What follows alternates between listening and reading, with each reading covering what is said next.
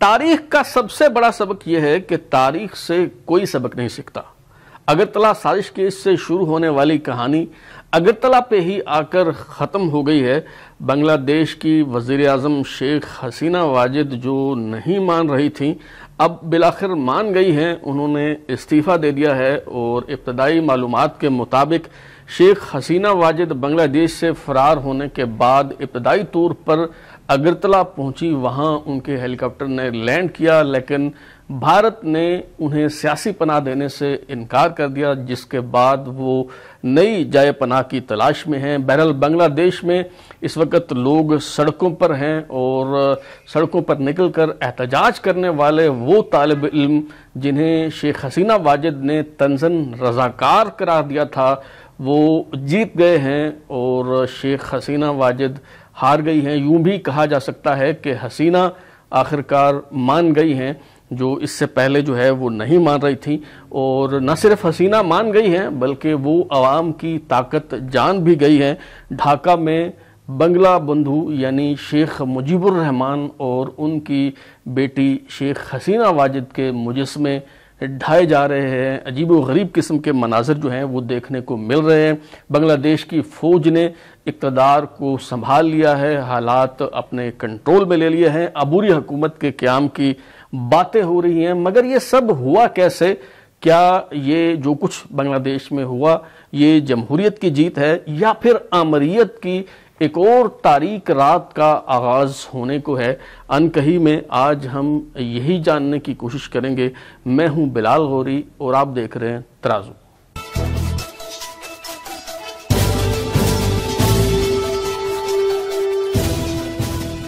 سب سے پہلے ہم شیخ حسینہ واجد کے بارے میں کچھ جاننے کی کوشش کرتے ہیں۔ میں مختصراً ان کے بارے میں آپ کو بتانے اور ان کا تعارف کروانے کی کوشش کروں گا، اس کے بعد ہم آگے بڑھیں گے اور یہ جاننے کی کوشش کریں گے کہ بنگلہ دیش میں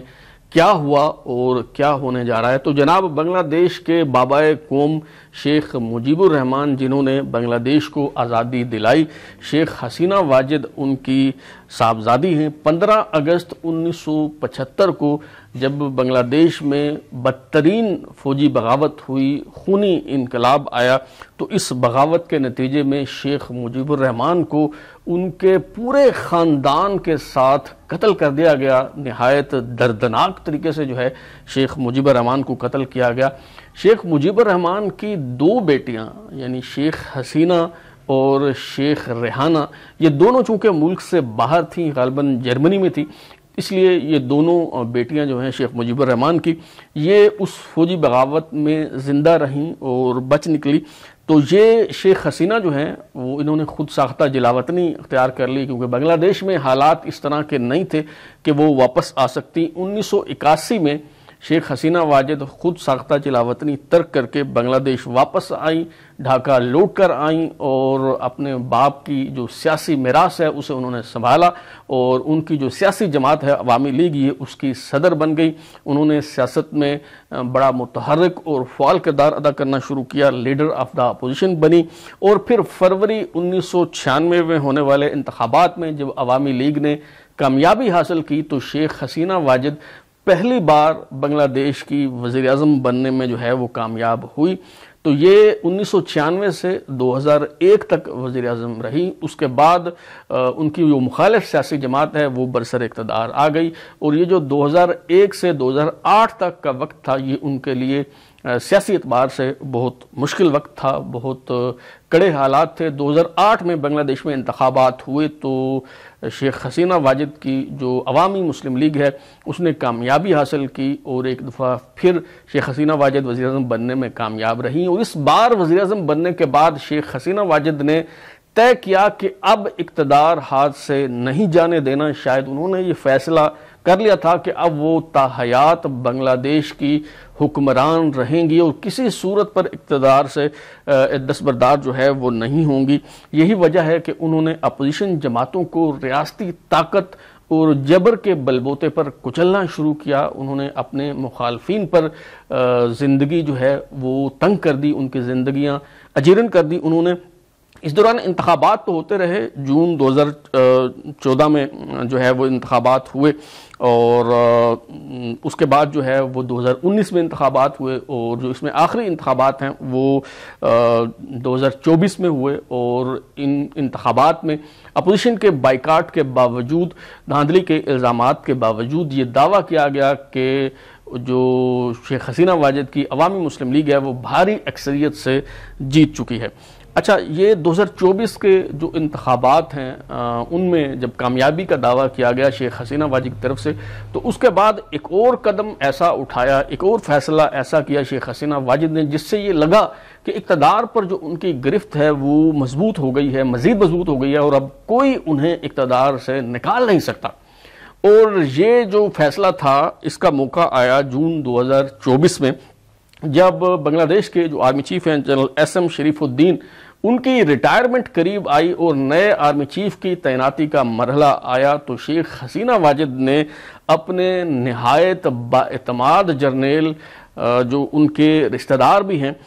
جنرل وقار الزماں، جو ابھی جنہوں نے معاملات کو اپنے کنٹرول میں جو ہے وہ لیا ہے، تو جنرل وقار الزماں جو اس وقت بنگلہ دیش کی فوج میں سی جی ایس کے منصب پر جو ہے وہ کام کر رہے تھے، انہوں نے آرمی چیف تعینات کر دیا۔ جنرل وقار الزماں جو ہیں وہ پی ایس او بھی رہے وزیر اعظم شیخ حسینہ واجد کے، ان کے بااعتماد جرنیل تو وہ ہیں ہی، ساتھ ان کے رشتہ دار بھی ہیں، تو انہیں آرمی چیف بنایا گیا جب، تو اس کے بعد تو یہ بات طے ہو گئی کہ اب شیخ حسینہ واجد کو اقتدار سے باہر نہیں نکالا جا سکتا۔ اس کی وجہ یہ ہے کہ پاکستان ہو یا بنگلہ دیش ہو، اس میں فوج کا ایک سیاسی کردار ہوتا ہے، اسے تسلیم تو نہیں کیا جاتا، لیکن سب سے بڑا سیاسی کردار جو ہے وہ فوج کا ہوتا ہے، اور فوج ہی اقتدار میں لوگوں کو لے کے آتی ہے، فوج ہی اقتدار سے ہٹاتی ہے، یہ ایک تلخ حقیقت ہے، اور بنگلہ دیش میں بھی لوگ جو ہے وہ اس بات کو بڑی اچھی طرح سے سمجھتے ہیں۔ تو جب اپنا آرمی چیف لگانے میں کامیاب ہو گئی شیخ حسینہ واجد، تو یہ خیال کیا جا رہا تھا کہ اب انہیں اقتدار سے کوئی نہیں ہٹا سکتا، لیکن پھر ایک انہونی ہو گئی۔ اگرچہ شیخ حسینہ واجد کے دور میں بڑے پیمانے پر معاشی ترقی ہوئی، بنگلہ دیش جو ہے وہ ریڈی میڈ گارمنٹس کا ہب بن گیا، پاور ہاؤس بن گیا، اور جو ریڈی میڈ گارمنٹس کی برآمدات ہیں اس میں بڑا اضافہ ہوا۔ صرف ریڈی میڈ گارمنٹس کی جو ایکسپورٹس ہیں بنگلہ دیش کی، وہ 40 ارب ڈالر تک پہنچ گئیں۔ اس کے علاوہ بنگلہ دیش میں شاہراہوں کا ایک جال بچھا دیا گیا، اور ترقیاتی کام جو ہے وہ بڑے پیمانے پر ہوئے، تو اکانومی جو ہے اس نے گرو کیا، لیکن اس کے باوجود لوگوں میں ایک بے چینی تھی، ایک اضطراب تھا، اور اس اضطراب کی دو وجوہات تھیں۔ ایک تو جو شیخ حسینہ واجد ہیں ان کا آمرانہ طرز حکومت تھا، جس طرح سے وہ ایک فاشسٹ حکمران کی طرح معاملات کو ڈیل کر رہی تھی، اس سے لوگ بڑا تنگ تھے۔ دوسرا، کرپشن کے جو الزامات تھے وہ لگائے جا رہے تھے، اور دلچسپ بات یہ ہے کہ یہ جو الزامات ہیں اور یہ جو معاملات ہیں یہ پاکستان سے بڑی مطابقت اور مشابہت رکھتے ہیں۔ ہمارے ہاں بھی دیکھیں کہ وہ اکاؤنٹس کی بات ہوئی، غیر قانونی اکاؤنٹس کی بات جو ہے وہ ہوتی رہی کہ جو فلاں فلودے والے کے اکاؤنٹ میں اتنے پیسے آ گئے، فلاں چپڑاسی کے اکاؤنٹ میں اتنے پیسے آ گئے۔ تو جو شیخ حسینہ واجد کے ایک چپڑاسی ہیں جن کا نام جہانگیر بتایا جاتا ہے، ان کے اکاؤنٹ میں 400 کروڑ روپے آ گئے، اور اس کا اعتراف کسی اور نے نہیں کیا بلکہ خود شیخ حسینہ واجد نے ایک پریس کانفرنس کے دوران کیا، جس کے بعد انہیں جو ہے وہ گرفتار کر لیا گیا۔ تو یہ دو چیزیں جو تھیں، ایک شیخ حسینہ واجد کا آمرانہ طرز حکومت، اور دوسرا کرپشن کے الزامات، اس پہ لوگوں کے اندر جو ہے وہ بڑی بے چینی تھی، اور اس پہ لوگ جو ہے وہ مضطرب تھے، اور ان کے اندر ایک لاوا پک رہا تھا، اور یہ لاوا پھوٹ پڑا چند ماہ پہلے جون 2024 میں، اس وقت جب طلبہ سڑکوں پر نکل آئے، اور طلبہ کا یہ جو احتجاج تھا اس کا بنیادی جو مقصد تھا، بنیادی جو نعرہ تھا، وہ ملازمتوں کے حصول کا معاملہ تھا، کیونکہ کوئی لگ بھگ اس وقت 1.5 کروڑ جو بنگلہ دیشی پڑھے لکھے نوجوان ہیں وہ بے روزگار ہیں، ان کے لیے ملازمتیں دستیاب نہیں ہیں، اور یہ اس لیے سڑکوں پہ نکلے، وہ یہ مطالبہ کر رہے تھے کہ یہ جو 1/3 ملازمتیں جو ہیں وہ فریڈم فائٹرز کے لیے مختص کی گئی ہیں، یہ غلط فیصلہ ہے، میرٹ پہ ملازمتیں جو ہیں وہ ملنی چاہیے۔ آپ کو شاید یہ جان کر حیرت ہو کہ بنگلہ دیش میں جو 56% سرکاری نوکریاں ہیں وہ فریڈم فائٹرز کے لیے مخصوص ہیں، وہ کوٹا سسٹم کے تحت جو ہے وہ دی جاتی ہیں. اور یہ کوٹا سسٹم جیسے میں نے کہا کہ بعض ممالک میں ہوتا ہے، جیسے ہمارے ملک میں بھی ہے، یہ ایک پسماندہ طبقات کے لیے نہیں ہے، کوئی محروم لوگوں کے لیے کوٹا نہیں رکھا گیا، بلکہ فریڈم فائٹرز کے لیے 56% نوکریاں رکھی گئی ہیں، اور میرٹ پہ صرف 44% نوکریاں ہی بنگلہ دیشی نوجوانوں کو مل پاتی ہیں. اور یہ فریڈم فائٹرز وہ ہیں جنہوں نے 1971 کی جنگ کے دوران جو ہے وہ بنگلہ دیش کی آزادی کے لیے کردار ادا کیا. تو یہ جو نوکریاں ہیں یہ انہیں دی جاتی ہیں. تو یہ جو طلبہ سڑکوں پہ نکلے، یہ دراصل اس کوٹا سسٹم کے خلاف احتجاج کر رہے تھے، یہ اپنا حق مانگ رہے تھے. اور انہیں جو ہے اگرچہ اس دوران سپریم کورٹ کا ایک فیصلہ بھی آیا، 21 جولائی 2024 کو بنگلہ دیش کی سپریم کورٹ نے یہ جو کوٹا سسٹم تھا فریڈم فائٹرز کے لیے، اگرچہ اسے کم کرنے کا اعلان کر دیا، لیکن اس کے باوجود بھی یہ اشتعال کم نہیں ہوا، یہ تحریک تھمی نہیں بلکہ آگے ہی بڑھتی چلی گئی. اس کی وجہ کیا تھی؟ اس کی وجہ یہ تھی جناب کہ شیخ حسینہ واجد کا جو آمرانہ رویہ تھا، جس طرح سے اس معاملے کو انہوں نے ڈیل کرنے کی کوشش کی، اس کی وجہ سے غم و غصے کی لہر پورے بنگلہ دیش میں جو ہے وہ پھیل گئی. کیونکہ جب یہ طلبہ سڑکوں پہ نکلے، انہوں نے احتجاج کرنا شروع کیا، تو ایک تو شیخ حسینہ واجد جو ہیں انہوں نے رضاکار کی پھبتی کسی ان پہ. اور یہ رضاکار میں آپ کو بتاؤں، یہ 1971 کی جنگ کے دوران وہ بنگلہ دیشی جو افواج پاکستان کا ساتھ دے رہے تھے، جو اس تحریک آزادی کا یا بغاوت کا حصہ نہیں تھے، انہیں رضاکار کہا جاتا تھا. تو ان طلبہ پہ رضاکار کی پھبتی کسی شیخ حسینہ واجد نے، اور اس پھبتی کو جو مظاہرین ہیں انہوں نے اپنا سلوگن بنا لیا، اور ان کے جلسوں میں جلوسوں میں رضاکار کے نعرے جو ہے وہ لگنا شروع ہوئے. اس کے علاوہ شیخ حسینہ واجد نے ایسی جلی کٹی باتیں جو ہیں وہ کی جس کی وجہ سے اشتعال پھیلتا چلا گیا. مثال کے طور پہ انہوں نے کہا کہ یہ جو طلبہ احتجاج کر رہے ہیں،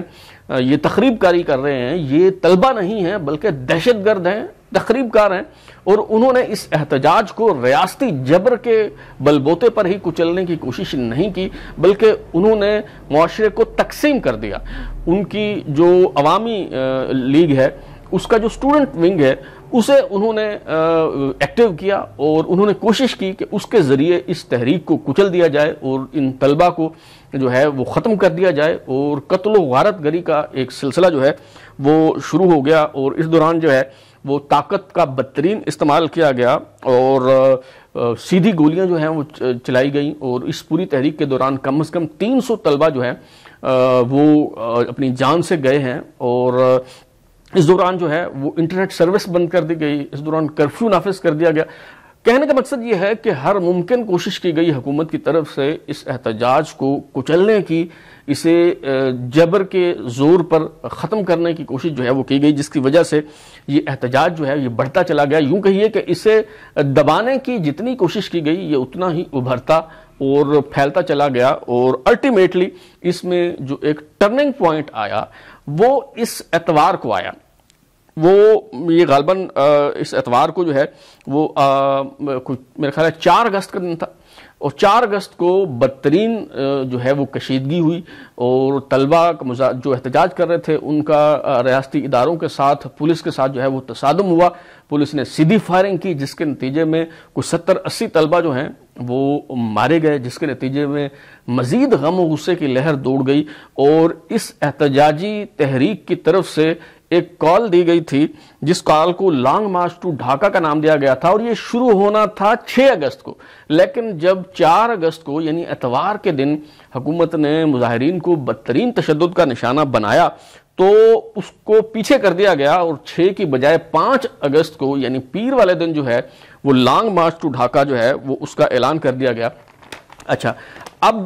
یہ جب صورتحال ہوئی تو فوج کو اندازہ ہوا کہ اب معاملات جو ہیں وہ کنٹرول سے باہر ہو رہے ہیں، اور اب اس کا کوئی حل جو ہے وہ تلاش کرنا ہوگا. چنانچہ پھر اطلاعات ملی کہ جو بنگلہ دیشی فوج کے آرمی چیف ہیں جنرل وقار الزماں، وہ پیر کی دوپہر 2 بجے ایک پریس کانفرنس کریں گے. اسی وقت ہی اندازہ ہو گیا تھا کہ شیخ حسینہ واجد کا جو شو ہے وہ ختم ہو گیا ہے، اور اب ان کے لیے کوئی گنجائش باقی نہیں رہی. پھر اطلاعات ملی کہ جی وہ ان کا جو خطاب ہے وہ تھوڑا تاخیر کا شکار ہوا، اور اس کی وجہ یہ بتائی جا رہی تھی کہ موقع دیا جا رہا ہے شیخ حسینہ کو، اور ان کو 45 منٹ کا ٹائم دیا گیا ہے کہ آپ 45 منٹ میں استعفیٰ دے کے چلی جائیں، ورنہ پھر ہم حالات کا ذمہ دار جو ہے وہ نہیں ہوں گے۔ بتایا جا رہا ہے کہ شیخ حسینہ کو آخری خطاب ریکارڈ کروانے کا موقع بھی نہیں دیا گیا، اور وہ نہایت عجلت میں اپنی بہن ریحانہ کے ہمراہ ایک ہیلی کاپٹر پر بیٹھ کر بنگلہ دیش سے فرار ہو گئی، اور اس کے مناظر بھی جو ہیں وہ ٹی وی چینلز پر دکھائے جا رہے ہیں جب وہ ہیلی کاپٹر پر بیٹھ کر فرار ہو رہی ہیں۔ اور ابتدائی طور پر یہ جو ہیلی کاپٹر ہے یہ بھارتی شہر اگرتلہ جا کے جو ہے وہ اترا، اس نے لینڈ کیا، اور اگرتلہ جو ہے ایک سرحدی گاؤں ہے، بھارت کا سرحدی شہر ہے، اور اس کی جو ایک تاریخی تناظر ہے اس کا وہ یہ ہے کہ ایوب خان کے دور میں یہیں سے یہ تحریک اور یہ معاملہ اس کا آغاز ہوا تھا۔ ایوب خان کے دور میں چند سول سرونٹس اور چند فوجی افسروں کو گرفتار کیا گیا جن پر یہ الزام تھا کہ انہوں نے بھارتی شہر اگرتلہ جا کر بھارتی حکام سے ملاقات کی ہے، وہاں ان سے ساز باز کر کے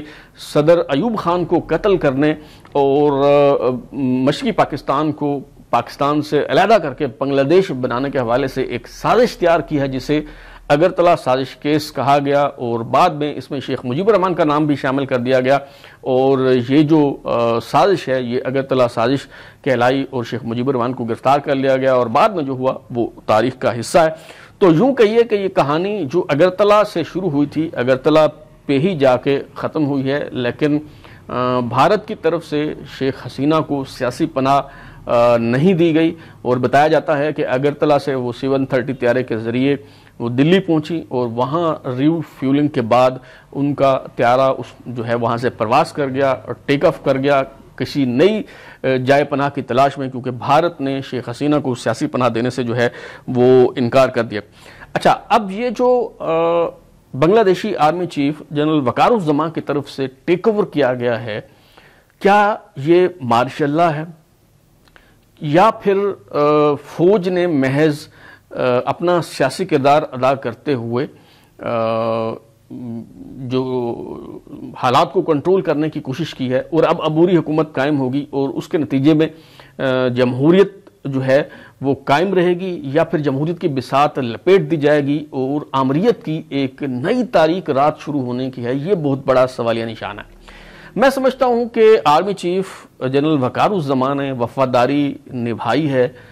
شیخ حسینہ کے ساتھ، اور انہوں نے دراصل بیل آؤٹ کیا ہے، انہوں نے شیخ حسینہ کو فیس سیونگ فراہم کی ہے، کیونکہ یہ ہم اس خطے کی سیاسی تاریخ ہے کہ اگر آپ کو ملک سے فرار ہونے کا موقع مل جاتا ہے اور زندگی وفا کرتی ہے، صحت اجازت دیتی ہے، تو آپ کا واپسی کا جو راستہ ہے وہ کھلا رہتا ہے، آپ کسی وقت بھی واپس آ سکتے ہیں، دوبارہ اقتدار میں بھی آ سکتے ہیں۔ اس کی کئی مثالیں جو ہیں وہ دی جا سکتی ہیں۔ اگر شیخ حسینہ کو بنگلہ دیش سے فرار ہونے کا موقع فراہم نہ کیا جاتا تو شاید ان کی تکا بوٹی کر دی جاتی، اور جو حال شیخ مجیب الرحمان اور ان کے خاندان کا 15 اگست 1971 کو کیا گیا تھا، میرے خیال ہے کہ اس سے کہیں زیادہ انتقامی کارروائی شیخ حسینہ کے خلاف جو ہے وہ ہونی تھی۔ تو آرمی چیف جنرل وقار الزمان نے میرے خیال میں شیخ حسینہ کو بیل آؤٹ کیا ہے، انہیں جو ہے وہ فیس سیونگ دی ہے، اور اگرچہ مارشل لا کا اعلان نہیں کیا گیا اور عبوری حکومت کی بات کی گئی ہے، لیکن عملاً جو اقتدار ہے وہ فوج کے ہاتھ میں ہے، اور بنگلہ دیش کی جو تاریخ ہے، مختصر جو سیاسی تاریخ ہے، وہ فوجی بغاوتوں، ناکام فوجی بغاوتوں اور کامیاب فوجی انقلاب جو ہیں وہ ان سے عبارت ہے، اور یہ واحد ملک ہے جس میں شاید ایک سال میں 3 مرتبہ بھی مارشل لا لگایا گیا ہے، 3 بار بھی جو ہے وہ فوجی بغاوتیں ہوئی ہیں، اور ناکام فوجی بغاوتوں کو اگر شمار کیا جائے تو ان کی تعداد تو بہت زیادہ ہے، لیکن اگر میں آپ کو صرف کامیاب فوجی بغاوتیں جو ہیں وہ جو ہے وہ جلدی سے اگر میں آپ کو گنوا دوں تو آپ کو اندازہ ہوگا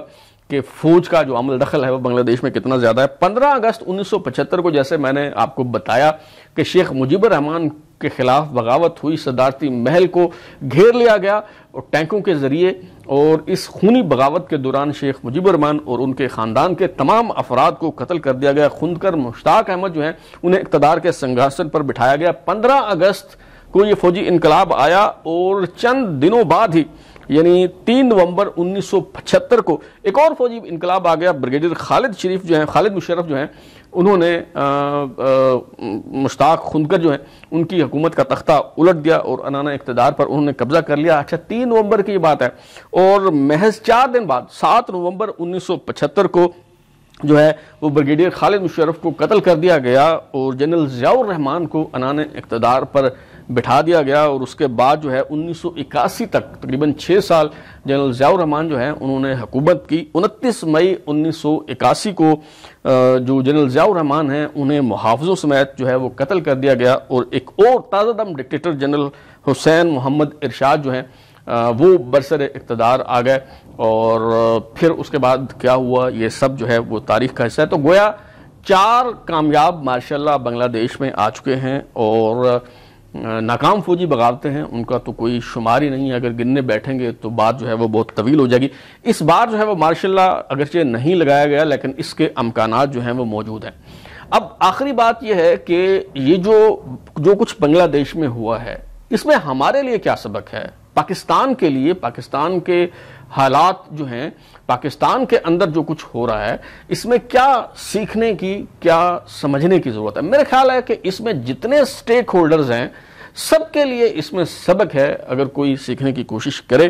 مثال کے طور پہ آپ دیکھیں کہ وہاں بھی جماعت اسلامی ایک پلیئر تھی ایک پلیئر ہے. جماعت اسلامی پہ پابندی لگی. جماعت اسلامی نے بڑی ابتلاء و آزمائش کا دور دیکھا بنگلہ دیش میں. وہاں پہ بھی جماعت اسلامی سراپا احتجاج. یہاں پہ بھی جماعت اسلامی جو ہے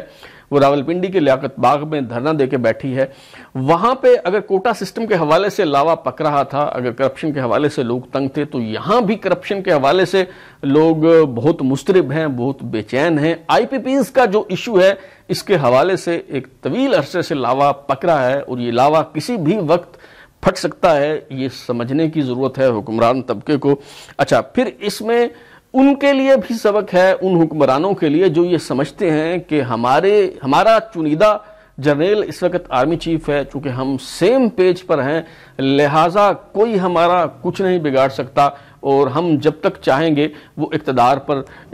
مسند اقتدار پر جو ہے وہ قابض رہیں گے. تو یہ غلط فہمی بھی جو ہے وہ اس سے نکل آنا چاہیے. اچھا اس میں اپوزیشن کی وہ جماعتیں جن کی ماضی میں حکومت رہی اور جنہوں نے آمرانہ طرز حکومت جو ہے اس کو فروغ دیا, جنہیں فاشسٹ پارٹی یا فاشسٹ حکمران کے طور پہ جانا جاتا ہے, جو شیخ مجیب الرحمان کو ہیرو بنا کے پیش کر رہے تھے, جنہوں نے کچھ دن پہلے شیخ مجیب الرحمان کے بارے میں ویڈیوز لگائیں اور جنہوں نے یہ ہمیں بتانے کی کوشش کی کہ جی شیخ مجیب الرحمان جو ہے وہ غدار نہیں تھا. تو ان کے لیے بھی ان واقعات میں بڑا سبق ہے. اور اگرچہ تاریخ کا سبق یہ ہے کہ ہم تاریخ سے کوئی سبق نہیں سیکھتے, لیکن اگر بنگلہ دیش کے حالات سے واقعات سے ہم کچھ نہیں سیکھیں گے تو پھر تاریخ اپنے آپ کو دہرائے گی اور اسے کوئی نہیں روک پائے گا. تو یہ تھی جناب بنگلہ دیش کی صورتحال. اب تک کے لیے اتنا ہی. بلال اوری کو اجازت دیجیے, پھر ملاقات ہوگی. اور اگر آپ کوئی تجویز دینا چاہتے ہیں یا کوئی رائے دینا چاہتے ہیں تو ہمارا واٹس ایپ نمبر 033284105337 دستیاب ہے. لائک کریں, کمنٹ کریں, شیئر کریں اور ہمارا چینل سبسکرائب کرنے کے بعد بیل آئیکن یعنی گھنٹی ضرور دبائیں تاکہ آپ کو نوٹیفیکیشنز ملتے رہیں اور آپ دیکھتے رہیں ہمارا چینل ترازو.